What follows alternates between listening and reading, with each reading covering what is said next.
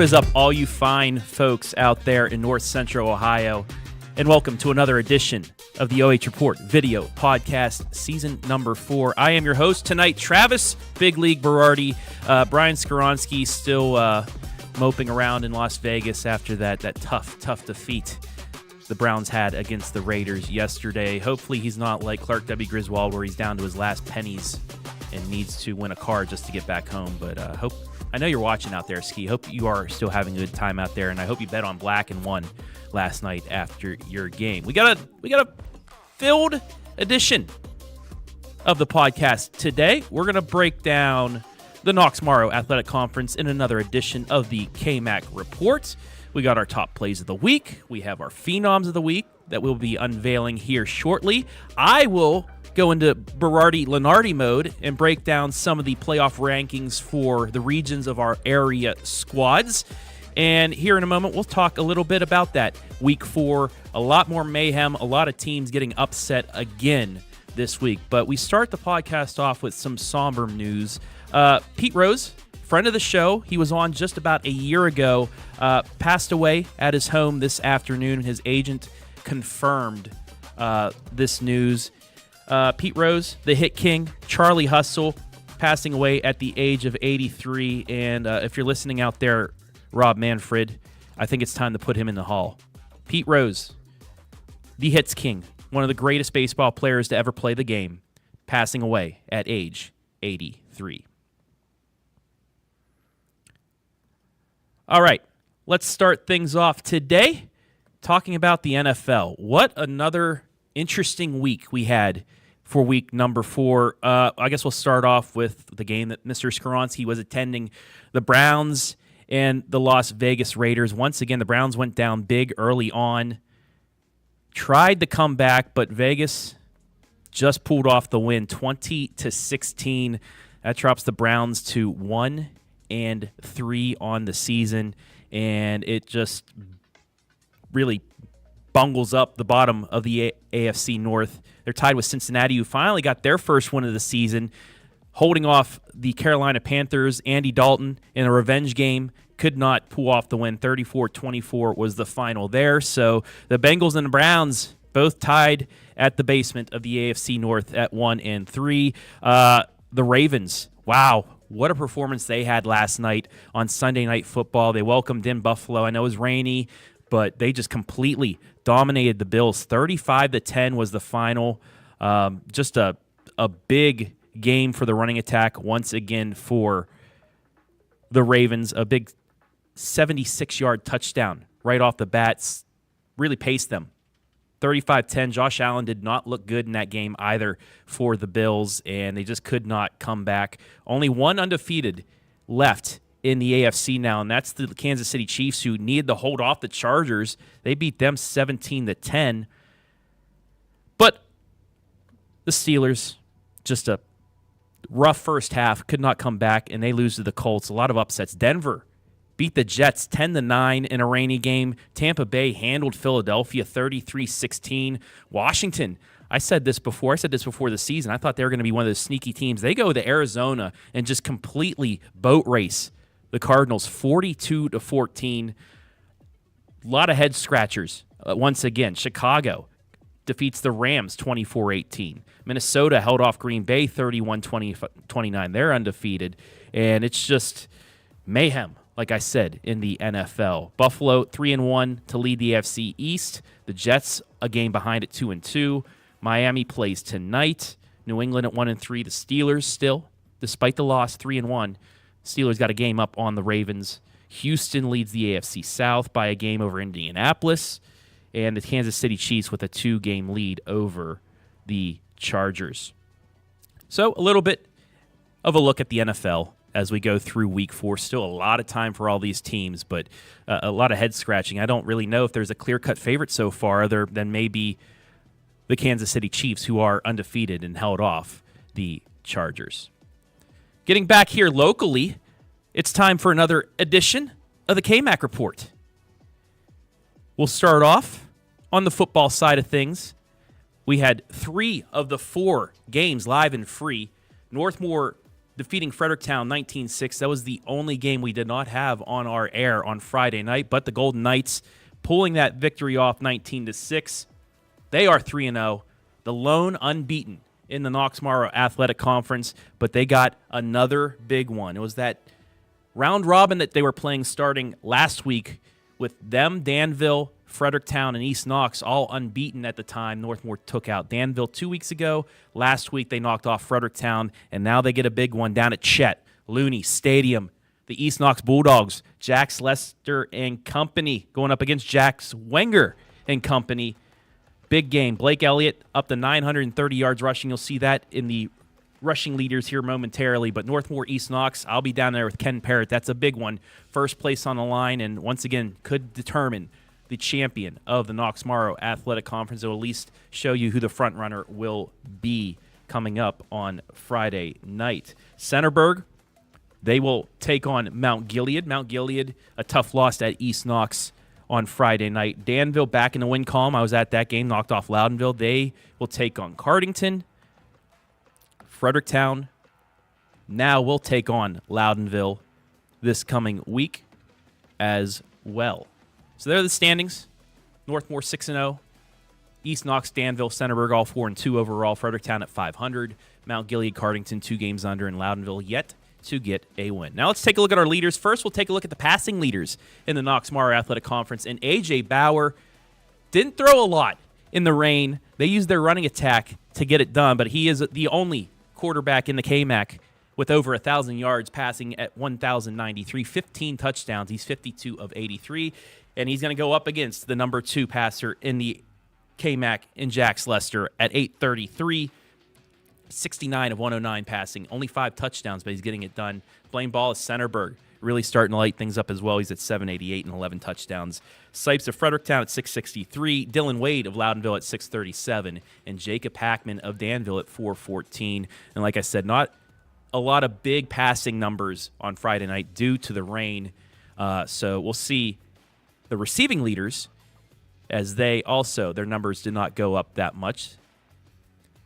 Josiah Hirschberger did have a nice catch against Danville on Friday, but that was one of his few catches he had. He's at 491 and 2 touchdowns. Cohen Becker of Northmore, the multi-talented running back with 361 receiving yards on 19 catches and 6 touchdowns. Big play Bo Landon right behind him at 342 and 3 touchdowns. Logan Clark of East Knox, 287 and 2 touchdowns.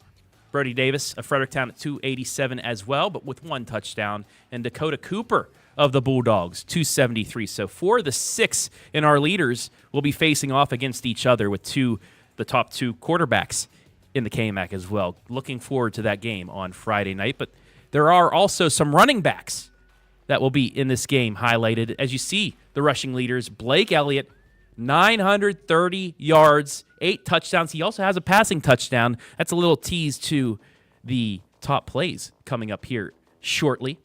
But Elliott, 141 on the carries, 930, 8 touchdowns. 606 of those yards came in 2 games against Loudonville and Cardington Lincoln. Speaking of Cardington, Wyatt Denny at 100 carries even, 879, 8.8 yards per rush for him.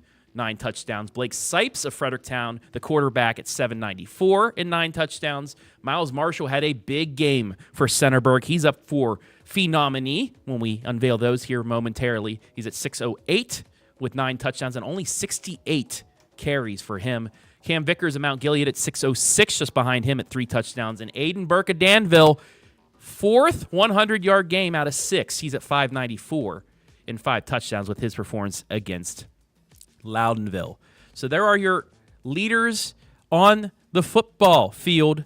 But now let's take a look at the volleyball side of things in the Knox-Morrow Athletic Conference. Take a look at the standings there. And like we said last week, it's literally going to be between Centerburg and Fredericktown. Loudonville dropped another one last week. So Centerburg 9-0, 14-2 overall. Their only 2 losses are to Olentangy and Heath. So higher division squads. 9-0, 14-2 are the Lady Trojans. Fredericktown, a game back, 8-1, 13-4. Those 2 teams will meet at the end of the year to determine what looks like to determine a outright champion or shared champion. But Fredericktown, they have to go to Northmore on Wednesday. You'll see that live and free. That's a big matchup coming up. Loudonville at 7-3, 9-8 overall. The Lady Knights, a couple big wins over the past week. They're at 5-3 in the conference and 7-8 overall. Cardington at 3-5, 3-11. Danville 3-7, 4-11. And then East Knox and Mount Gilead round out the top 10. We'll have Mount Gilead at Centerburg coming up this week on the OH Report as well. Now let's take a look at the kills leaders on the volleyball side of things in the Knox-Morrow Athletic Conference. Julia Orndorff of Centerburg has bumped up to the number 1 spot this week. 187 kills. She's hitting .346 with a 43.4 kill percentage. Very, very good numbers. As 43% of the time that she swings, it ends up in a kill. And the same for Maya Bryan of Fredericktown. 170 kills. She's hitting .254. Sophia Schultz of Loudonville, 155 kills, 34% kill percentage. Lily Rose of Fredericktown, and once again, a lot of Freddies, a lot of Lady Trojans on this. That's why they're the top 2 teams in the conference. Rose with 142 kills, a .256 hitting percentage. Ella Boughton of Fredericktown hitting 30% kill percentage at 139. And Bailey Blakesley of Centerburg, 128 kills, 37.3 kill percentage. Let's take a look now at the assists leaders. Those are the girls that set up those kills leaders. Callie Carpenter of Fredericktown, 447 assists, 7.3 assists per set. Ella Vermilia of Loudonville at 401. She also 7.3. Lizzie Earlston of the Lady Knights moves up to the number 3 spot this week at 305 assists. Josie Dawes of Centerburg at 273. Sidonia Weisbrod of Centerburg also, so 2. It's very rare that you see 2 setters with so many assists, but that's what makes Centerburg such a balanced and dynamic squad, is you don't know which setter is going to get the setup there. But 273 and 213 for those 2. That is 486. Hey, I can add. There we go. 5.3 and 4.7 assists per set. And then Alexis Longsdorff of Cardington, 169 assists, 3.8. Now let's dig it. Take a look at the digs leaders, the defensive specialists, those liberos. Addison Wolford of Loudonville. Not only does she play good basketball, she plays good defense on the volleyball court too. 270 digs, 4.9 per set. Ava Fawcett of East Knox, 268 for a good defensive squad at East Knox. They just have to straighten some things out offensively with their errors. They could be a good squad. 6.2 digs per set. Kylie Whipple and Trinity Schroet of Mount Gilead into the lineup this week, both with 214 digs, both 3-point digs per set. Sydney Opfer of East Knox at 196 and 5.2 per set. And then Imogen Winkler, East Knox, 176 and 4.1. And speaking of Sydney Opfer, let's take a look at the blocks leaders here in the KMAC. She leads the way. 114 total blocks, 113 of them assisted. Her and Kenley Moore, or Zoe Parker, getting the double block there. Kenley Moore at 102. She has 100 assists in 2 solos. Zoe Knightzelt of Danville, 42 solo blocks, 2 assists, 44 total. Zoe Parker with 41. Maya Bryan of Fredericktown at 40.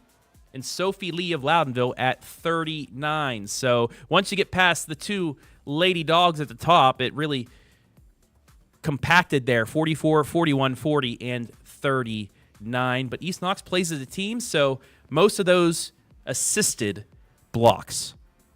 So there you have it. The volleyball leaders here in the KMAC report. We also have golfers still going through sectionals. I believe the Northmore Lady Knights, the Centerburg Lady Trojans are on to districts. Those will be played this week. Golf going on. Volleyball, we're in the second half of the season. We're getting down to the nitty-gritty. Football season, we have 4 weeks remaining. That is why they call it the fastest 10 weeks of the year, because we're already into not only October, but we're into the nitty-gritty. Who's going to win a championship? Who's going to be hosting for regionals? And we'll talk about that at the end of the show in our high school rankings. But before we get to those high school rankings, it is time to unveil our top 10 plays of the week. Hit me with the horn, Tony. Time now for your top play nominees for Week 6 of the high school football season, brought to you by Spherion Mid-Ohio. Every week we have another Bogpin Miller clip featured on our top plays, and each week he continues to show why he belongs there. Check him out here from Friday night out in the elements at Heisey Park. And out of the shotgun, he fakes the give, and there goes that man. 74 yards, and other than that one teeny tiger toe, he's going to score completely untouched. Over in Smithville, the Smithies might have fallen to the WCAL leading Hillsdale Falcons, but it's plays like this that will always make the highlight reel. Pete Braden Marthy, as the play action fools the Falcons enough to give Noah Curtis enough time to track and secure this package for 6 points. Slowed down, it looks even sweeter with the pump fake, the big block, and the payoff for 6 in Smithville. Next up, we're in OT in the Valley, and the Spartans are trying to close this one out.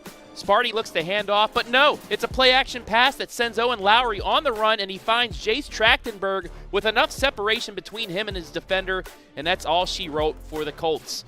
The Spartans had enough left in the tank after a long battle against Clear Fork to pull off the OT game winner.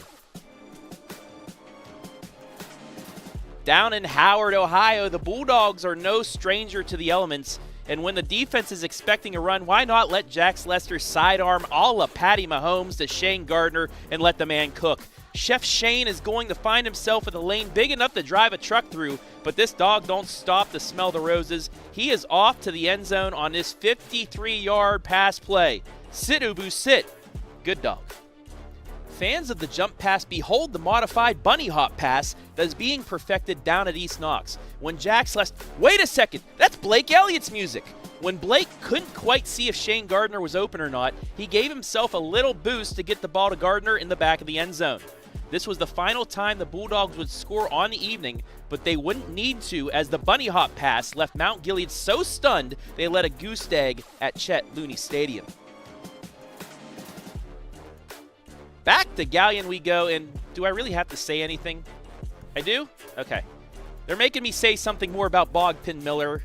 Well, I mean, because he's a freak of nature, and aside from his athletic ability alone, his arm does things like this. What are defenders supposed to do? Are stilts legal in high school football? While we look at the rule book, check out the Miller to Jonathan Mahone moss. That is filthy, dirty, and just not fair. Did I do that right? Okay, they're letting me move on to the next one. In Centerburg, the Trojans are demoralizing opponents with monster runs from Miles Marshall, who blasts a hole in the side of the pirate ship, sinks the secondary, and grabs 6 points from their treasure chest. Goodbye, 75 yards for the touchdown. In slow-mo, we can see Marshall's vision, the agility on full display as Marshall reads the defense, finds the leak and water bugs through, leaving a trail of pirates lost at sea. And yes, this was actual speed by Marshall on Friday night. Now, just like any good story, we flipped the script. Everything going against them, including the weather and the score. A muff snap on 4th down looked like another blunder for the Pirates, but Wyatt Denny said not this time.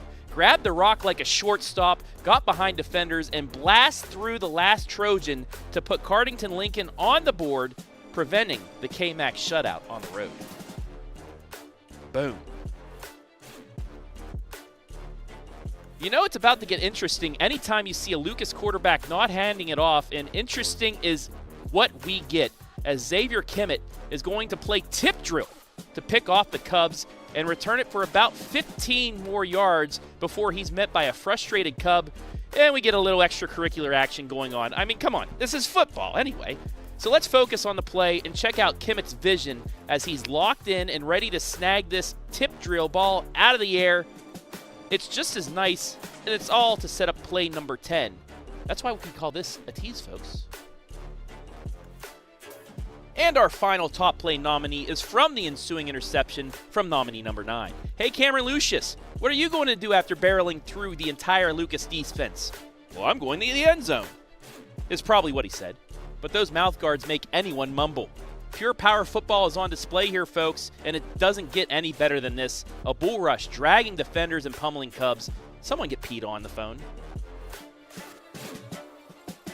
And there you have it. Now it's your turn to vote the number of the nominee you want to be top play of the week. We'll unveil it on Friday's Pigskin. And I get to say this because Brian's not here. It's a double dip Monday. Why stop at 1 when you can go for 2? From now until the end of the podcast, you can get 2 votes for the price of 1 right here on the OH Report video podcast for your top plays of the week. Just put the number in the comments below, and we will total those up. And like I said on the video, the pigskin on Friday, we will unveil the winner. But guess what? We have one more set of nominees coming up, the Nominees. Let's hit it. Time for your Week 6 Friday night Nominees, brought to you by the fine folks at Spherion, Mid-Ohio. We start at Heisey Park, where the Ontario athlete Bogdan Miller is doing his thing once again. Mama, there goes that man. 5 total touchdowns, 224 rushing yards, including 2 rushing scores over 75 yards, and 167 passing yards, as Miller has put himself into the Mr. Football conversation.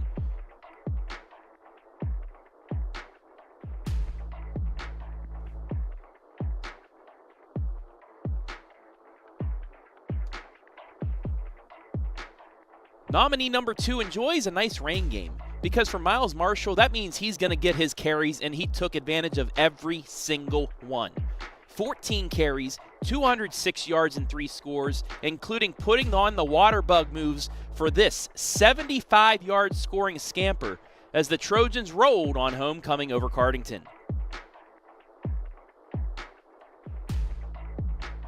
Our third nominee also took advantage of his touches on Friday night, as Shaden Gardner only needed 2 catches to find the end zone twice, using his speed for this first touchdown thanks to the Patrick Mahomes throw from Jax Lester. Then sneaking into the back of the end zone to complete the jump pass score on the second of the night from running back Blake Elliott, as the Bulldogs get into the win column once again, setting up a big matchup against Northmore on Friday night. Nom number 4 had himself a nice homecoming as well on both sides of the ball, as Crestview's Gavin Barker found the end zone 3 times on only 5 carries, averaging 7 yards per rush. But he was not done there, folks. On the defensive side also, he pulled in an interception, as the Cougars are back in the win column and they're starting to roll. Our final nominee also did it on both sides of the ball, as Danville running back Aiden Burke found the century mark on the ground for the 4th time this season in 6 games, with 22 carries for 110 yards and a score. He also helped keep Loudonville out of the end zone in a key stop early on with an interception, as the Redbirds looked to take an early lead. Aiden Burke helping the Devils get back on track.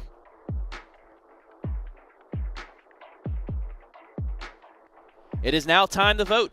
Put the number of the nominee you like in the comments section below, and we will have the winner for you on Friday's Pigskin. 10 plays of the week. We got ourselves a double dip here. Vote for your Phenom nominee 1 through 5, and we will count it as 2 votes until the end of the show. Also, I want to shout out James Jones, like the Terrible Towel. I got this one too at the Hall of Fame. If you haven't been to the Pro Football Hall of Fame in Canton, it is a phenomenal place. The busts are amazing. Usually they highlight one team. I was lucky enough in March to go see the Steelers exhibit, got to hold a Troy Polamalu game jersey from the Super Bowl, things like that. It is pretty cool. Kid-friendly, too. Bring your kids. Teach them the history of the NFL of pro football as well. But, yeah, you like the Terrible Towel? I got another one here that's cool as well. You know what else is cool? Ratings of regional ratings for football, high school football. Berardi Lenardi is back. I am back. I'm out of hibernation. It's kind of like Mariah Carey being thawed out after Thanksgiving or after Halloween. Well, Berardi Lenardi has officially been thawed out, and it's time for the first edition of our playoff ratings here as we start in Division II, Region 7. Big Walnut, new to the OH Report. We started covering them last year for basketball season. Love what they do. They love what we do. So we're back down with them doing a couple football games, volleyball as well, and soccer. Well, they're at the top of D2 Region 7. But look who is at number 3. The Ashland Arrows. The Fighting Nathan Bernhards are at 6-0 after holding off Madison in triple overtime. Bernhard with a touchdown run gave them the 33-27 win. They're at 6-0. They are just behind Taze Valley, who is at 12.7.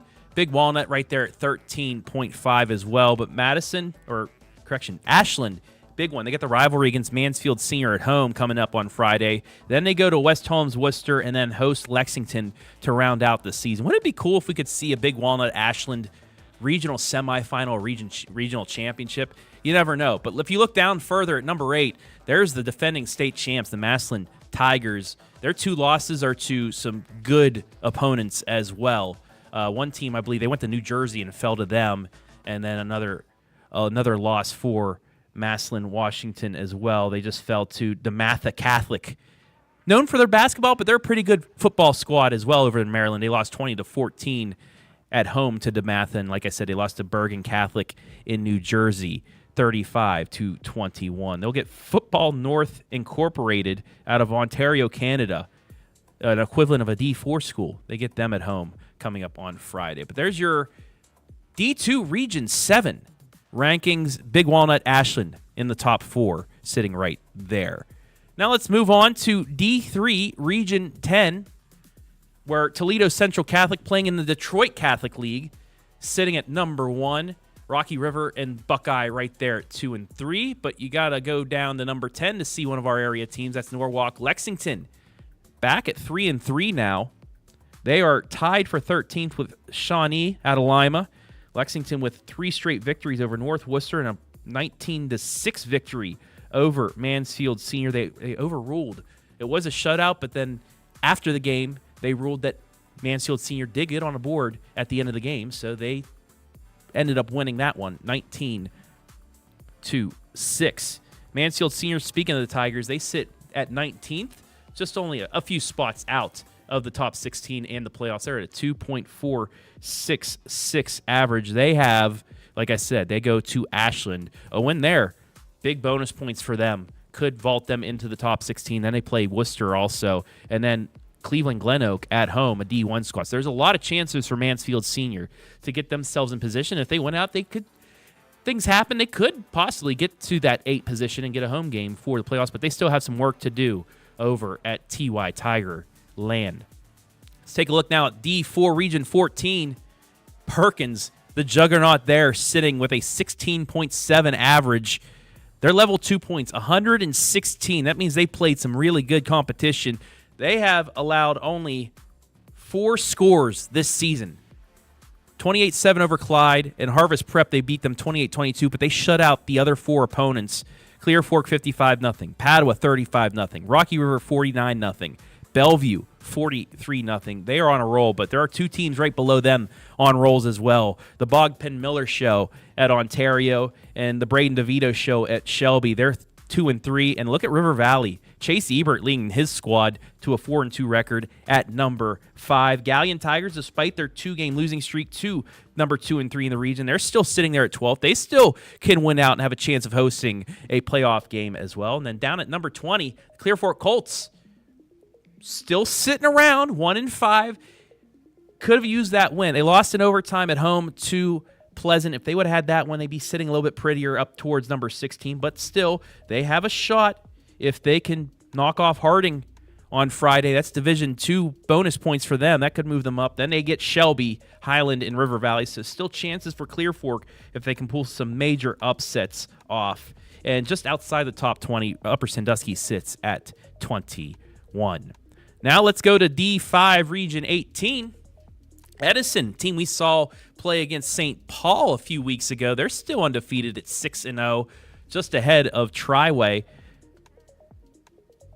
Triway got their first loss of the season against Cuyahoga Valley Christian Academy on Friday, 37-7, but they are sitting right there at number 2. If you move down to number 15, you get to see our team, the Fredericktown Freddies, and then right behind them, the East Knox Bulldogs. East Knox, like I said, a big one against Northmore coming up. Bonus points for them, despite playing a team that's a division behind them. They can still get a chance of moving up there. And like I said, the East Knox Bulldogs, they got a shot. It's tough that they're in Division 5 this year. If they were a D6 squad, they'd be highly rated right now. But you never know. With Jax Lester, with Blake Elliott and company, they can make some noise in the region, and Fredericktown as well, sitting there at 500 at number 15. Let's go now to D6, Region 22, where Hopewell Loudon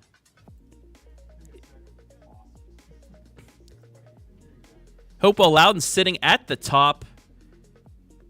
They held off Danville earlier this year, 12-8, one of Danville's 2 losses. Hopewell Loudon sits at number 1.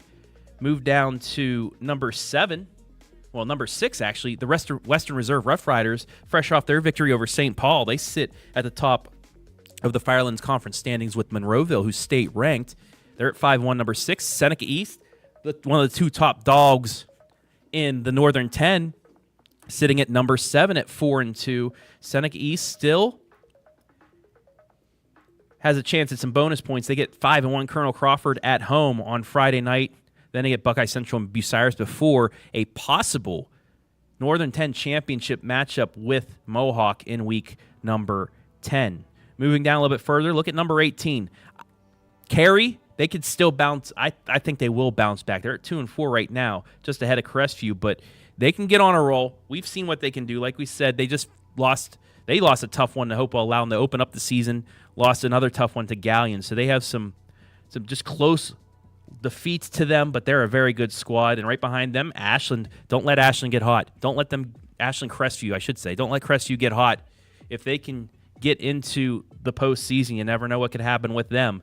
They're sitting at number 19 right now, but they can still get some bonus points. They get Western Reserve in week number 9, who's 5-1. A couple other teams, winnable games for them as well. So the Crestview still have a shot at making the playoffs.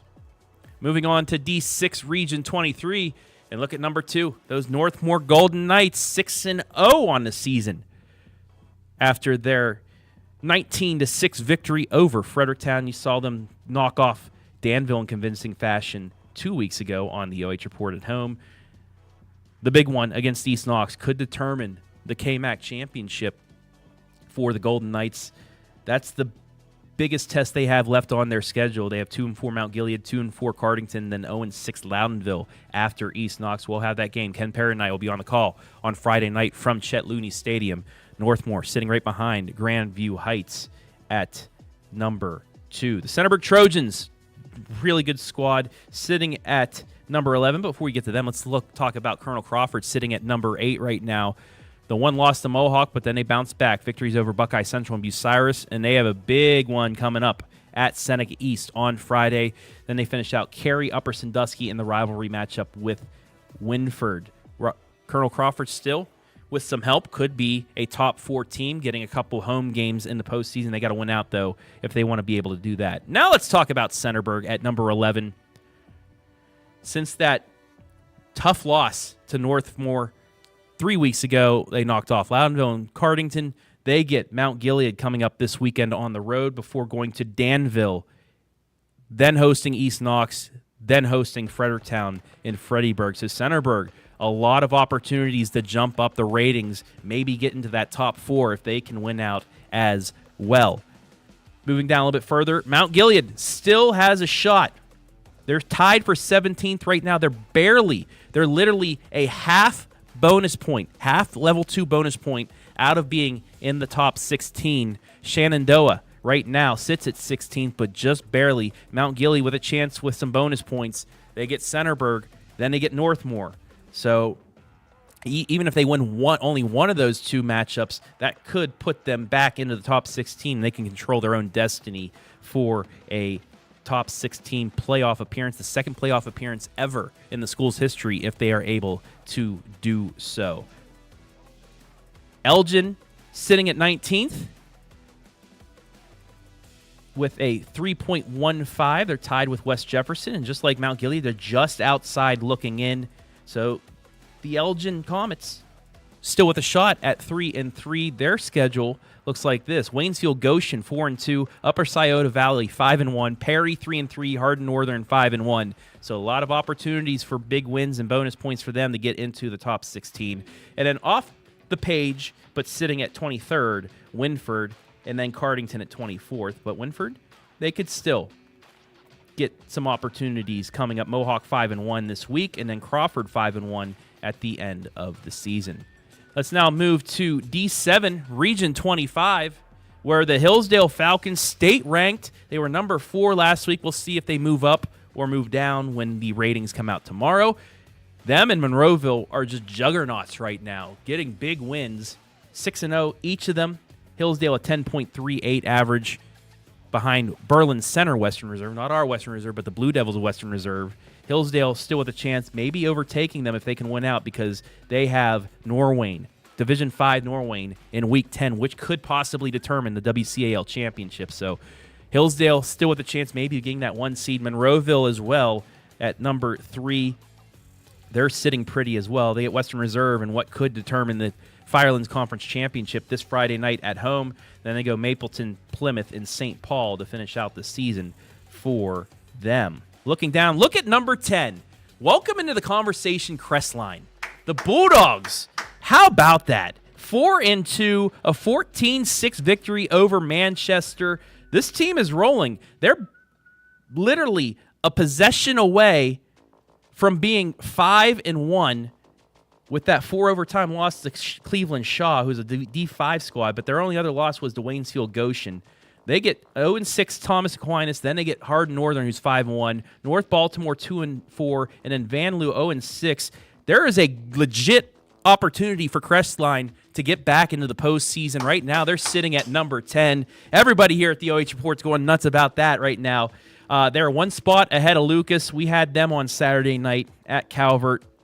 Calvert just taking advantage of the lack of passing game that Lucas had in that one to knock them off. But Lucas still number 11, 3-3. They can still get some victories and get into the postseason. Nothing to worry about down in the valley. You know, with Lucas, they just got to get into the postseason to go on a run. We've seen that year in and year out. They get Amanda Clear Creek at home on Friday night, host North Central, go to Lakota, and then host Whiteford, Michigan, out of Michigan, a Division 7. So 3 of the 4 games will be at Bob Wine Field, where they love, well, not only to play the music and shoot off the fireworks, but they love to RPO at Lucas. So they're number 11. Buckeye Central right now at the 16th spot.